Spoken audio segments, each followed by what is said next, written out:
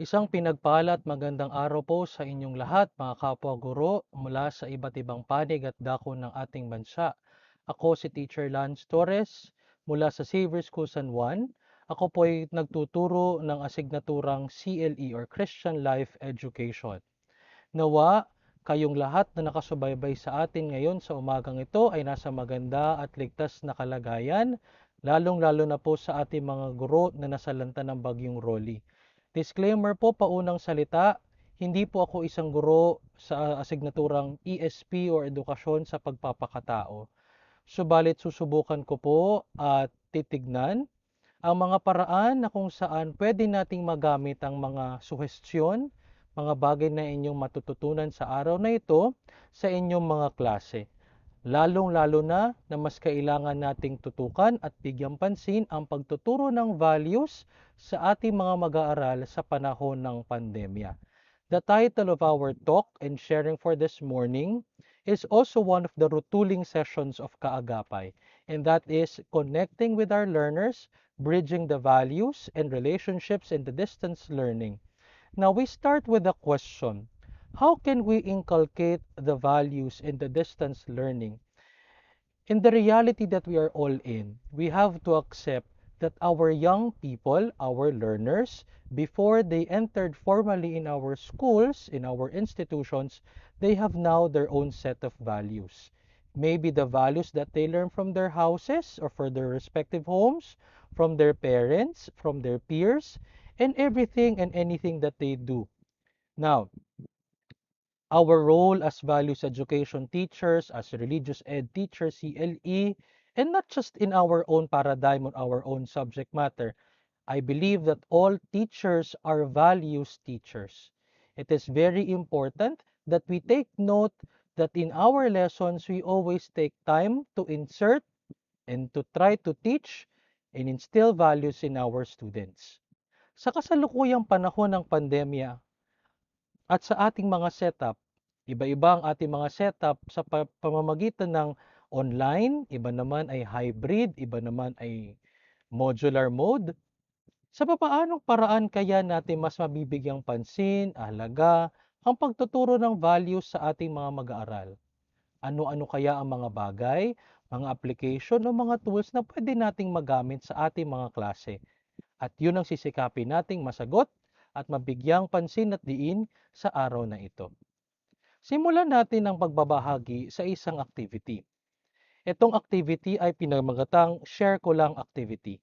No, gagamitin natin ito sa pamamagitan ng application tinatawag nating Padlet. Na, subalit, sa araw na ito, dahil limitado lamang ating oras sa talk na ito, ginawa ko na ito in advance. Nakiusap at pinakausapan ko ang ilan ng mga kaibigan kong guro na sagutin ang katanungang ito. At ngayon din, ibibigay ko sa inyo, subalit kayo, sagutin nyo na lamang personal o kaya naman isulat nyo sa inyong mga papel o sa inyong mga notebook. Now, as a teacher, what are the things or interests that your students like, prefer, or enjoy doing, especially in this day and age? Ano kaya yung mga bagay o mga interes ng mga estudyante ninyo o mga mag-aaral ninyo na talagang kinahuhumalingan, kinagugustuhan nila, lalong-lalo na sa mga panahong ito? Since hindi natin kayang gawin ito at bigyan ng oras ang ating activity, sabi ko nga kanina, pinakiusapan ko ang mga ilang mga kaibigan kong guro upang sagutin ito in advance. Now, tignan natin kung kaparehas o may kahalintulad ang inyong mga sagot sa mga sagot ng mga kaibigan kong guro. Sa tanong na interest, things, na kinahuhumalingan o kinasisiyahan ng ating mga guro, ito ang mga kasagutan ng ilang mga guro. Ang ilan, ang mga kabataan, ay mahilig daw manood ng Netflix. Yung ilan, mahilig maglaro ng computer o online games. Yung iba naman natutuwa o kinahihiligan ng mga K-drama, mga K-pop. Yung ilan naman nagsasabi na mahilig sila mag-video, mag-vlog, mag-video, manood ng YouTube. Yung iba naman laging updated sa social media, Mahilig mag-rant, mag-post sa Facebook, sa Twitter, ng kung ano-ano sa social media. Ang ilan naman, mahilig daw mag-aral at sumulat ng tula at magaling mag-spoken poetry. May magaling magluto at meron ding fan ng anime. Ngayon mga kapwa ko guro, kung kayo ang sasagot ng katanungang ito, ano kaya ang inyong magiging mga sagot? Naniniwala ako na magkakahawig at magkahalintulad ang mga sagot ninyo sa mga sagot na naibigay sa Padlet activity ito. Ano nga ba ang kahalagahan o bakit ba mahalaga na malaman kung nasaan ang ating mga mag-aaral? Kung ano yung mga kinahuhumalingan, kinagugustuhan, at kung ano yung mga talagang tumatakbo sa mga isip ng mga kabataan at mag-aaral ngayon. Ano kaya ang importansya nun? Siguro, magandang tignan at mahalaga nating malaman bilang mga guro na kung saan at kung ano yung mga ginagawa ng ating mga mag-aaral. Dahil dito natin makikita o dito natin pwedeng bigyang pansin at bigyang tuon kung ano ang magiging flow, ano ang magiging direksyon ng ating mga plano at preparations para sa ating mga klase. Sa pamamagitan nito, mas mabibigyang pansin din natin ang halaga ng mga estudyante. Hindi lamang ng ating mga lessons, mga topics, ng ating curriculum, maging kundi ang paraan upang mas mapalapit, makiisa tayo sa ating mga mag-aaral, lalong-lalo na ganito ang ating setup. At kailangan din nating makita na sa pamamagitan ng mga bagay na iyon na ating nakita sa Padlet, doon nating pwedeng kunin ang ilang mga ideya kung ano ang magiging takbo o magiging plano, magiging mga activities na pwede natin gamitin sa ating mga klase. Ano nga ba ang tawag doon? At yun ang tinatawag na context. According to the Department of Education, when we are talking about context, it is always what we call relationship with the curriculum to a particular setting, situation, or application to make the competencies, the curriculum, the activities, the tools, relevant, meaningful, and useful to our learners. Mahalaga na kailangan natin makita ang konteksto ng ating mga mag-aaral. Dahil dito, makikita natin kung talaga ba epektibo o angkop ang ating curriculum, ang ating mga lessons, ang ating mga paksa sa kanila bilang mga mag-aaral. Sabi din, no, in the spirit of the K-12 framework, it also characterizes on the fundamental importance of context. Binibigyang diin sa 21st century goal for learners at sa K-12 na ang konsepto ng context ng ating mga mag-aral ay importante. Why? Because it shapes the curriculum. It allows to mold our preparations, to hone the activities that we are supposed to give our students, and most importantly, the teaching learning process.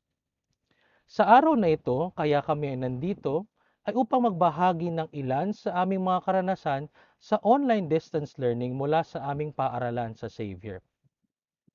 How do we give importance to context in relation to our content of the lessons in Xavier School? Sa Xavier, meron kaming tinatawag na IPP or mas madaling sabi, Ignatian Pedagogical Paradigm, na kung saan sa aming paaralan, meron kaming paradigm na sinusunod.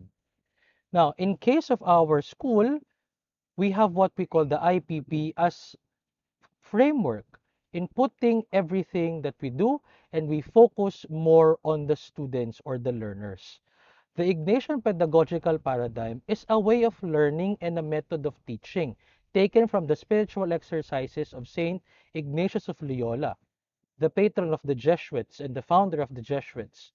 Now, the IPP speaks of having a holistic view of the world, a holistic development for our students and for our learners as well as us teachers. Now, in the IPP paradigm or IPP framework, we have three important elements to consider. Number one, experience.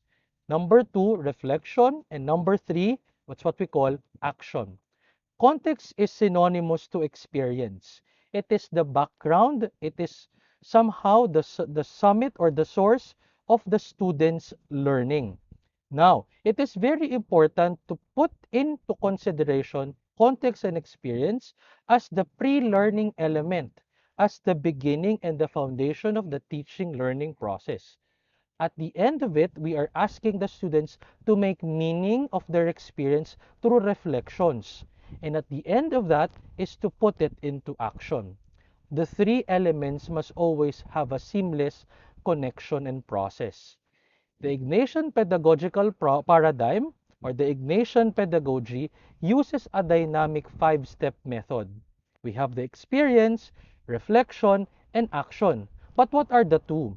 We put premium in the context, and at the end of the process, there is what we call evaluation. We assess everything that happened in the process so that we could say that our learners were really developed holistically, fully, as they seek God in all things.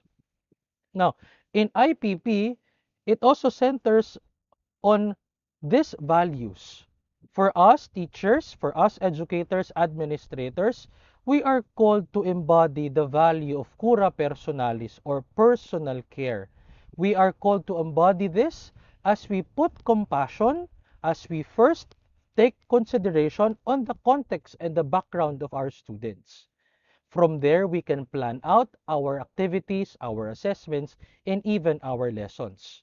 Now, in return, all of us, even teachers, administrators, and also students, are also called to embody the second value, that is magis, to do more and to give more.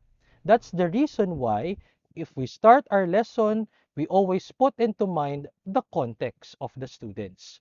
We have to know where they are and meet where they are, because that common point will be the seed for our lesson. Now, how do we apply online distance learning in Xavier?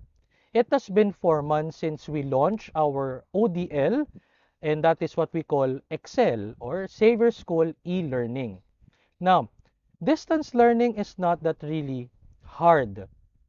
Well, we understand that distance learning would be relative.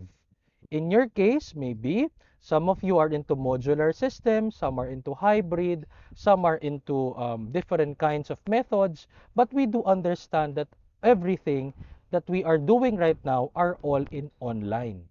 Now, how do we apply online distance learning in Xavier School? Now, we go back to our essential question. How do we inculcate values? How do we teach values? Is it still possible to teach values in the distance learning? Yes, the answer is yes. Through what? Through context. We always put premium to the context of the students. We emphasize and we put importance on that so that we can somehow bridge the gap that we are having right now. Now, we have to accept the reality that our learners, our students, have a variety and varied contexts. They have different thoughts, they have different viewpoints, different opinions. They came from different cultural backgrounds, even religious backgrounds. Thus, this may be a challenge for us. It is our role as teachers now how to plan, how to marry things up. And even though it's a challenge for us to use the context of the students, it is also a good way to appreciate where they are and to make our lessons meaningful and for them to understand more fully our lessons. Now, besides taking consideration of their context as having wide or variety of contexts, we need to take note as well that our learners are what we call digital natives. We have to first and foremost acknowledge that our students are digital natives. They are from different generation. And majority of our teachers, I know when you understand that there is really a big gap between the students and the teachers. Now, young people today are also called digital natives or brought about called as generation glass. Young people today always rely with internet, with technology, with gadgets, no? Iwan mo nga ang isang bata na may cellphone or isang iPad or tablet or laptop, kaya na mapag-isa. Pwede mo nang iwan.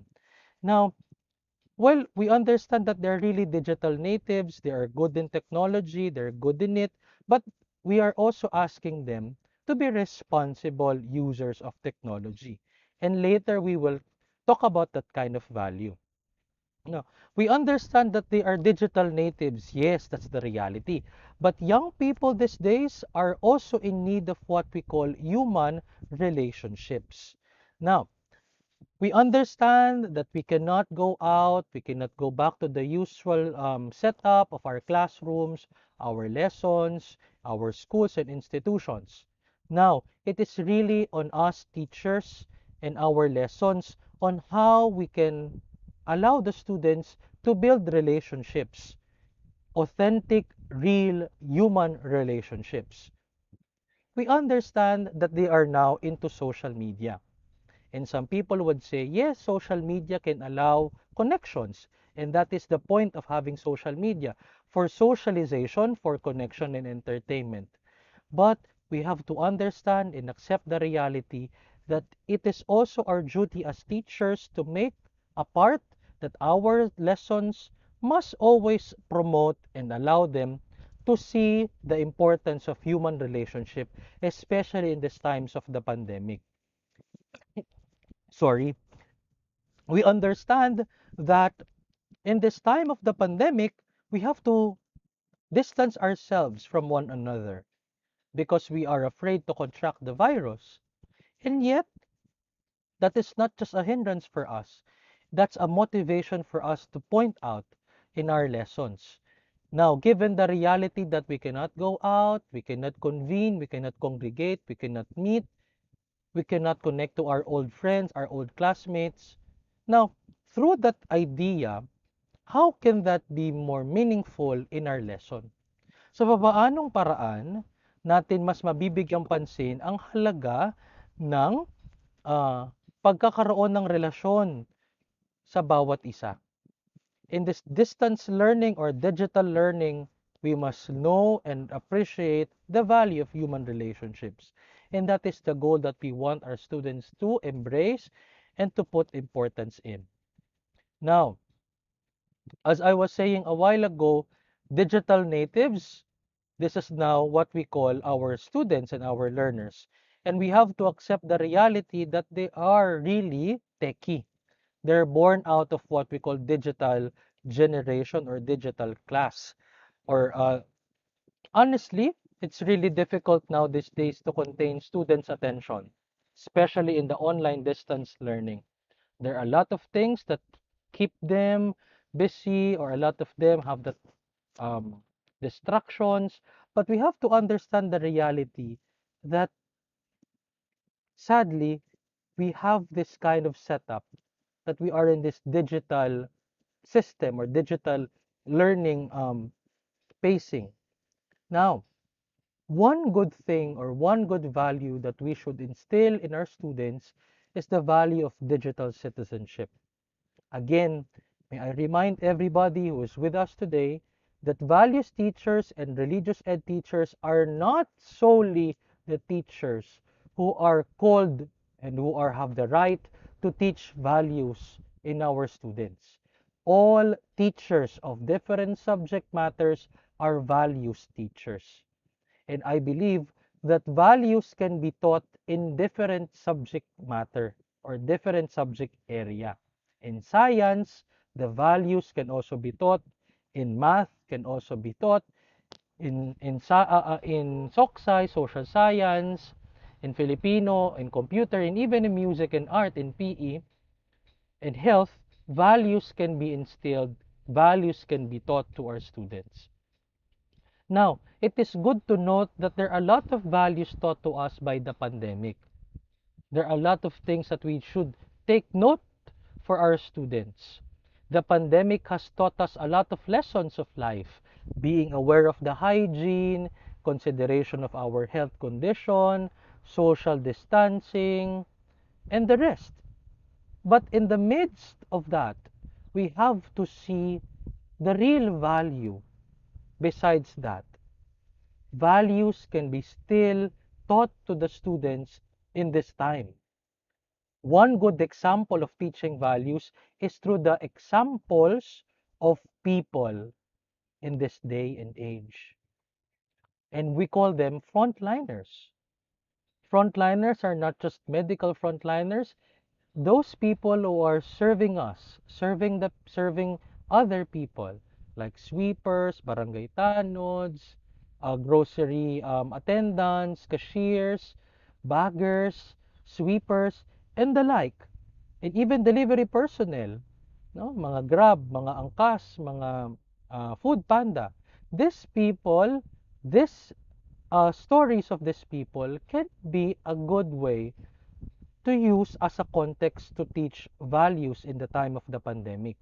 One good example, there was a trending person or individual in Facebook na he was featured of doing good things out of his generous heart. This was a delivery man of a particular pizza company, no? And he was featured and it was turned viral because we understand that as delivery personnel, they have little or even less salary or remuneration that they are receiving, especially now in this time of the pandemic. Yet, it was not a hindrance for that person to go beyond himself, to extend a helping hand to those people. And in his own ways, he was able to help people who are hungry. That story can be one good thing, could be a good framework to teach values in this time of the pandemic. Now, the question is, how can we, or how can the context of the students and the distance learning be connected to each other? And that's the question for us to ponder at this juncture. How can the context of the learners and the content of our lessons be connected? And the answer to that is through our plans. Through our plans, our activities, our assessments, and our applications or tools that we can use or utilize. Now, in Saver School, since we are bounded with our paradigm, that is IPP, we always take premium on the elements of experience, context, reflection, and action. And in what way can we allow the students to appreciate more or to make meaning out of the things that they learned? It is always through what we call reflections. Now, in terms of reflection, we always see to it that we draw out meaning. We allow the students to draw out of the things that they learned in class to their personal experiences. And at the end of that, we allow the students to put that into action. And that is the end of the goal, or rather, that's the goal of the assessment. Now, reflections also lead the students to develop a high order thinking skill. It is not just a simple recognition, it's a combination of skills for the students. They can create, they can reflect, they can come up with essays, they can draw out through infographics, and so forth and so on. Now, reflections can also be part of the lesson or the session. Now, I'll be giving you some tools and applications later wherein you can characterize on that. Now, it's also possible that we can give assessments in a form of reflection papers or essays. And I'll be giving you some ideas later. Let's start now with what we call applications or tools that can be used in class that seem to be engaging with the students. Now, number one, I was able to show this a while ago, the Padlet. Padlet is it's a good way, a good application to surface the students' opinions or students' ideas or insights. Padlet has a lot of offerings, not just simple insights or stating their opinions. It can be on part of Canvas, part of a streaming or a grid. There's a lot of things that you can get from Padlet. Kahoot is a good way to interact with the students. It is a form of a game, yet it's interactive. It's also part wherein you allow the students to learn, yet enjoy your lesson. If you are asked to think about of things, not just ask them to type it in the chat box in what virtual tool that you are using. You can also use what we call Mentimeter, because Mentimeter can help you come up with word clouds similar to Padlet. Hmm? Now, if you're asking now your students to create journals or their diaries, you can use what we call CISO. Now, if you're asking them now to create some journals, creative outputs, or infographics or presentations, you can ask them to utilize what we call Book Creator or Canva. And of course, one of the most important thing to consider is your learning management system. You utilize your learning management system because it is in it, or it's in some tools, some applications can be embedded in your learning management system. Now, I'll be sharing to you an example of the activity that you can use in your class, and that is the thing that what we call share ko lang. This is also the same thing or same activity that I gave you, that I gave my fellow teachers in the start of this talk. Now, it draws out some insights. It draws out some ideas from our learners, from our audience, and this can bring about students' interests. Your context in this activity would be where they are. That's the reason why we started to ask you what are the interests of the students, what they like, what they are fond of, what they enjoy doing. Because you can utilize the share ko lang activity through variety of criteria or options or even points of reflection. And one of that is through games.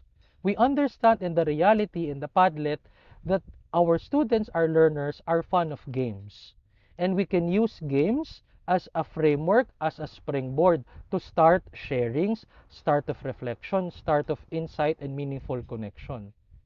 Maybe in terms of games, you have to be critical in it. Maybe there are some goals, missions, levels, or steps or rationales of the games that we can use as values that the learner should learn and to process. Second, besides games, there are also what we call movies or series. We understand that in this time and day and age, even teachers, not just students, are really into K-drama, K-pop series. Now, we understand that in K-drama, it's not just totally about entertainment. It's not just about kilig or love affair or any issues about life and family and decision making or youthful exuberance. But series can also be a good way to start a discussion. For example, in Itaewon class, there is a value of a character in Reply 1988. The characters of that series can also be a good point perspective of reflection. In Record of Youth, the decision of Park Bogum and Park Sodam. In Love in the Moonlight, no? Hidden identity, love prevails, and all. Series and movies and K-drama can be a good framework or backbone. But teachers, make sure that you don't just give it as is.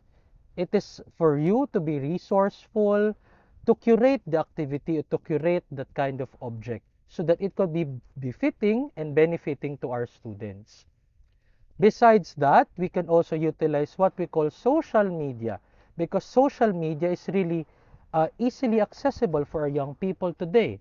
Social media can not just be for entertainment, not just for ranting, not just for updates, but as what I mentioned a while ago, the use of social media can be a good way for us to look for possible context, possible stories, possible things that we can use for us to teach values to our students. Diba? Things na nagva-viral, nagtitrending, of course, it is in our own discretion. It is in our own capacity to check whether that material, that story, that trending topic can be a source of discussion and valuing for our students. Besides social media, we can also use songs. We can also cater to videos. No? For us in Xavier, we always give premium to videos. Why? Because our students, especially those in our grade 6, 7, 8, and 9, these people are really visual learners. So, with that having in mind the context of being visual learners, we can utilize some videos. Two of them in your screen are commercials from Thailand, life insurance commercials. I mean, we understand that through this little or simple videos, we can take out some values in it of being men for others, or being people oriented, or being true to our dignity as human beings and decision making. Now, that can be a good way for you to start or have a good way of discussion in your class and to ask insights from your students. Now, let's proceed to the assessments. Now, how do you in Savior School implement now this kind of context, reflection, putting action, allowing the students to have insightful or connections or meaningful learnings. Now, through what we call assessments, we have essays, reflection papers, journalings, infographics, performance tasks. Now, I will be sharing to you one of our performance tasks in one of our levels, and it's entitled the Lockdown Diaries. It's really timely. That's the number one that we have to consider whether it's really timely. Now, this lockdown diary, we asked the students to highlight some stories, some experiences, to focus on the challenges of COVID pandemic. When we understand that in this COVID pandemic, there are a lot of struggles, a lot of pains. People died, people are suffering each day. And the goal of the assessment is their faith in the stories of these people. How do these people overcome the trials and the difficulties of the pandemic? So we also catered in some of our values in school, like compassion and conscience, that allow the students to have a meaningful and purposeful connections with the lesson. The four entries that you are seeing are the entries that are encapsulated in the performance task. We asked them to have a journal of their quarantines, we call it quarantines, their own lockdown journey, and then what happened to them in the quarantine, what kept them busy. It's a similar personal diary and a personal journal. We also ask them to look for stories of people that can be considered as a story of hope, where can get faith in it, how the person's life, how the person struggles, allowed him to realize that we need to stand and we continue living, even if in this time of the pandemic. And then we asked them to quote a line from the story and get a picture of the particular person that they chose. And then we also connect it. Now, we are entering on the paradigm of connecting or connection to our lesson. So, besides the experience, besides the stories of other people, we now go back to the lesson and we allow them to utilize the connection in our stories like Exodus, the lives of the Israelites, their struggles, their pains, their cries, and the griefs. And we are asking them to compare and to contrast. Compare their own sufferings, their own quarantines, the story that they chose and they were able to research on, and now connect it to our lesson in Exodus. Now, of course, at the end, we ask them to have a good takeaway. A takeaway wherein they will see the importance of having faith. What is really the role of faith in this day and age of the pandemic? Is it important for us to have faith in this time of the pandemic? And that is the goal of the assessment. Now, besides that, we were able also to ask them for this. In one of our levels, we ask our students to come up with what we call infographics. Now, infographics are ideas or some activities wherein we combine things out. It's a combination of skills. Now, we ask them to research on modern day people in this day and age so they can be considered as modern day disciples, modern day followers of Jesus now in the time of the pandemic. Now, we ask the students, of course, to take note first, what are the characteristics of a disciple? We were able to discuss in class what a disciple is, Jesus and the disciple, the example of Jesus, the example of the disciples of Jesus, and how is it to be a disciple? Now, the end goal is to create an infographic, a sort of a persuasion and advocacy for the people. Now, what matters here in this assessment is not just the personality that they were able to research on, but the goal is how they connect and see themselves as modern day disciples as well in the time of the pandemic. So catering on reflection, catering on context and experience, and of course, there's always been an action part or resolution. How can you be a modern day disciple yourself as a grade 7 student, as a grade 8 student, as a grade 6 student, or as a student of your institution? Now, if you're asking a question, teacher, how do you grade or check your assessments? Of course, there is what we call rubrics. No? In our school, we have this kind of rubric. We call it standards. Now, this can be relative. What do I mean? This applies to our context in Savior. Maybe some of you will have a different way to grade. It's totally fine. And we understand that we have different modalities that we are doing right now in the pandemic. Now, since we're talking about the IPP or the Ignatian Pedagogical Paradigm that caters on context or experience, there should always be points in our rubrics that caters to experience, reflection, and of course, content. Now, in terms of reflection and application, we ask them if there are some relevance of their experiences, of the people, stories that they were able to see, research on, able to look at, and is there something in it that seemed to be relevant to the lesson? They need to apply, of course, the lesson. Next, of course, we have to see if they have a good understanding or correct understanding of the lesson. And it applies to their output. And last, definitely not the least, as part of the high order thinking skill, there should always be a room for what we call creativity. So we allow the students to organize and to have the presentation the way they want, the way they want to see it or to plan it out. So there is always a room for creativity for students. But take note, for us in the context of Xavier School, for us in grade 7, in grade 8, in grade 9, or in grade 10 in CLE, we always put premium to reflection and connection to the lesson. Now, to end our presentation and sharing, there is some disclaimer again that these are just suggestions. These are just based on my experiences in Xavier in our online distance learning. This can be helpful for you, this can be a good suggestion for you, but it's also in your discretion whether you can take it or not. In the time of the pandemic, it is totally fine that you will borrow, you will steal, you will ask for some ideas from other teachers, other academicians, other administrators, or other institutions.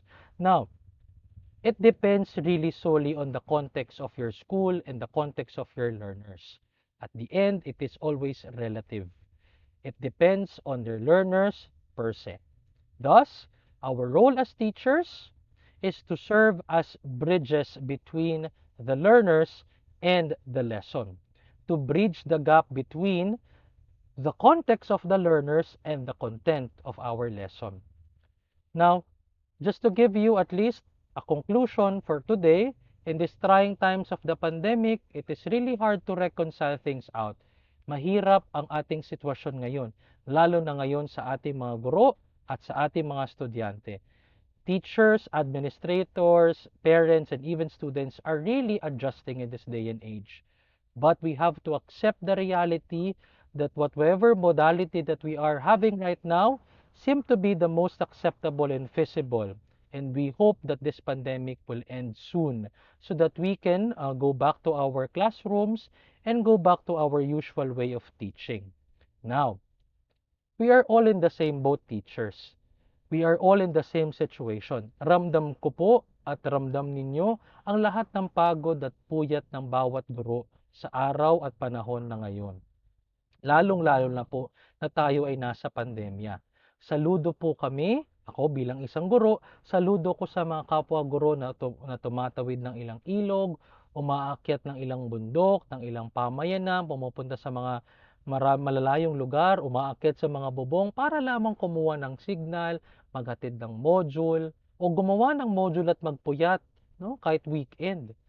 Kasi talaga, ito talaga ang ating tungkulin bilang mga guro. Ito ang ating sinumpaang bukasyon na maging ilaw sa ating mga mag-aaral. The reality, it is really hard. to plan out for our lessons and to situate ourselves in the shoes of people today, especially our learners. But we have to acknowledge our efforts as well and acknowledge the context and to meet our students where they are, because that is the seed where we can start our preparations for our lessons and our curriculums and even for our activities. Now, we teachers are frontliners too. We're always called in the front line and will always be on the line for our learners. We can do this. Laban lang teachers. Lahat ay gagawin para sa ating mga estudyante, para sa mga bata. Okay? At doon nagtatapos ang ating talk, ating pagbabahagi. Kung meron man kayong mga katanungan tungkol sa values ed o edukasyon sa pagpapakatao, hindi mo ko man sila direktang maisasagot pero susubukan natin silang sagutin mamaya sa question and answer portion. I hope meron po kayong natutunan, meron po kayong nakuha mula sa talk na ito. Naway maging makabuluhan ang inyong pagtuturo ng values sa inyong mga mag-aaral. That in all things, God may be glorified. Isang pinagpalang araw po sa ating lahat at maraming salamat po.